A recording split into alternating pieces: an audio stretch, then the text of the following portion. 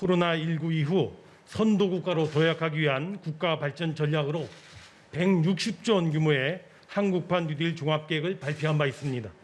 아울러 한국판 뉴딜 프로젝트 추진에 재정자금뿐만 아니라 민간 자금의 펌핑 투자가 기여한 상황에서 금융권을 중심으로 뉴딜 프로젝트에 대한 금융 투자 계획이 잇따라 발표된 바도 있었습니다.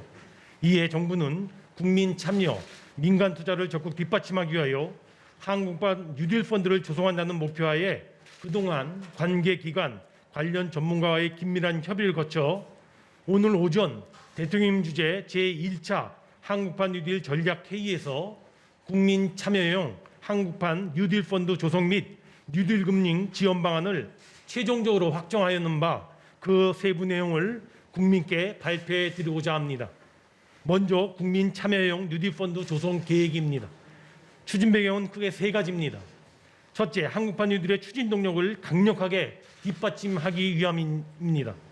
정부의 선도 투자가 후속 민간 투자로 이어져 민간 중심의 자생적인 뉴딜 생태계가 구축될 때 한국판 뉴딜이 우리 경제에 확실히 뿌리낼 수 있기 때문입니다.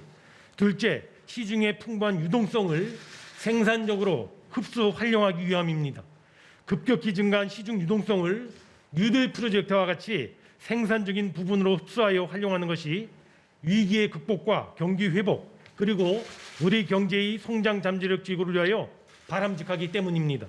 셋째는 국민 참여형 뉴딜 펀드를 통하여 한국판 뉴딜 추진에 따른 성과를 대다수 국민들과 함께 공유해야 합니다.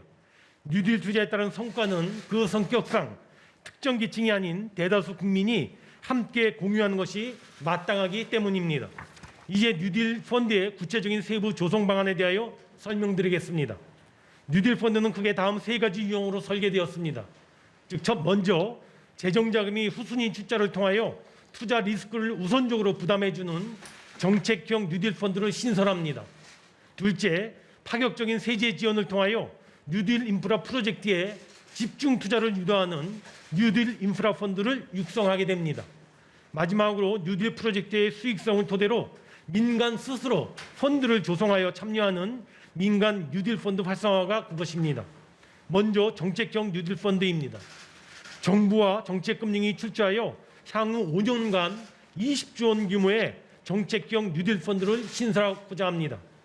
정부 출자 3조 원, 정책금융 4조 원으로 총 7조 원의 모펀드를 조성하고 금융기관과 연기금, 민간자금 등이 13조 원을 매칭하여 총 20조 원이 결성되게 됩니다.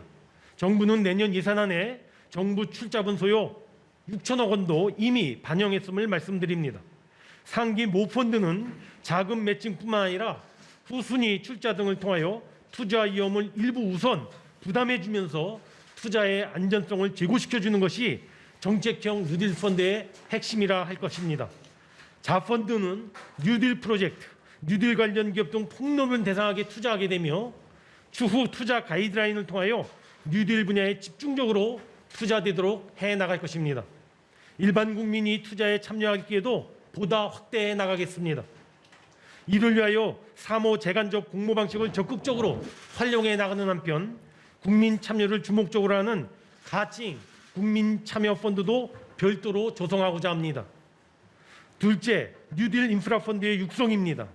현재 펀드 시장에는 민간 투자법상의 인프라 펀드와 자본시장법상의 사회 기반 시설 투자 펀드 등 총 570여 종의 펀드가 조성되어 운영 중에 있습니다. 뉴딜 인프라 펀드는 이를 중심으로 하여 뉴딜 분야의 인프라에 일정 비율, 예를 들면 50% 이상 투자하는 공모 인프라 펀드가 그 대상이 되며 이에 대해서는 강력한 세제 혜택을 부여하여 적극적인 참여를 유도해 나가고자 합니다. 즉, 투자금 2억 원 한도 내에서 투자에 따른 배당소득에 대하여 9%의 저율 분리과세를 적용하게 될 것입니다. 이와 함께 민자사업 대상 채권을 퇴직연금 투자 대상에 포함하는 등 퇴직연금이 뉴딜 인프라에 안정적으로 투자할 수 있는 제도적 기반도 마련해 나가고자 합니다. 마지막으로 민간의 창의성과 자율성에 기반한 민간 뉴딜 펀드의 활성화입니다. 민간이 뉴딜 프로젝트의 수익성 등을 토대로 자유롭게 펀드를 조성하고 투자 참여하도록 하는 것입니다. 당연히 수익성이 좋은 양질의 뉴딜 프로젝트를 발굴하는 것이 관건이 될 것입니다. 정부는 민간 펀드의 참여 유도를 위하여 수익성이 좋은 매력적인 뉴딜 프로젝트 발굴 제시에 더 속도 내도록 하겠습니다. 그리고 펀드 투자의 걸림돌이 될 수 있는 규제나 애로사항 등에 대한 제도 개선을 신속하게 추진하여 간접적으로 적극적으로 지원해 나갈 것입니다. 아울러 한국거래소는 뉴딜 업종 내 상장기업 종목을 중심으로 다양한 뉴딜 지수를 개발하고 관련 ETF나 인덱스 펀드 등 뉴딜 지수 연계 투자 상품 출시도 적극 유도해 나갈 것입니다. 다음은 금융위원회가 중심이 되어 마련한 뉴딜 금융 활성화 지원 방안에 대해서도 간략하게 말씀드리고자 합니다. 방금 설명드린 뉴딜 펀드 조성과 함께 정책 금융기관과 민간 금융기관의 뉴딜 금융, 즉 뉴딜 프로젝트나 뉴딜 인프라는 물론 이와 연계된 전후방 기업 및 산업에 대한 자금 지원 확대를 병행하여 추진하고자 하는 것입니다. 우선 산업은행 등 정책 금융기관은 뉴딜 분야의 자금 공급 비중을 작년도 8% 수준에서 2025년 말까지는 12% 수준까지 확대해 나갈 계획입니다.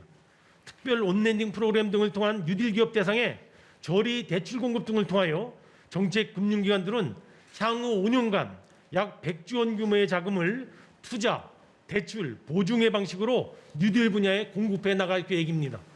민간 금융기관에 대해서는 뉴딜 금융 관련 각종 규제를 최대한 합리적으로 조정해 나가겠습니다.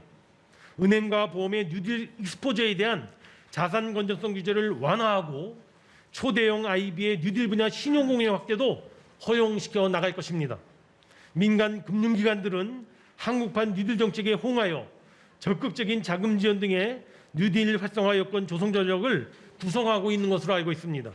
일례로 5대 금융지주회사의 경우 앞으로 5년간 약 70조 원의 자금을 뉴딜 프로젝트 및 전후방 기업들에게 자금을 공급할 계획을 갖고 있습니다. 앞으로 더 많은 민간의 금융 지원이 이루어지기를 기대합니다.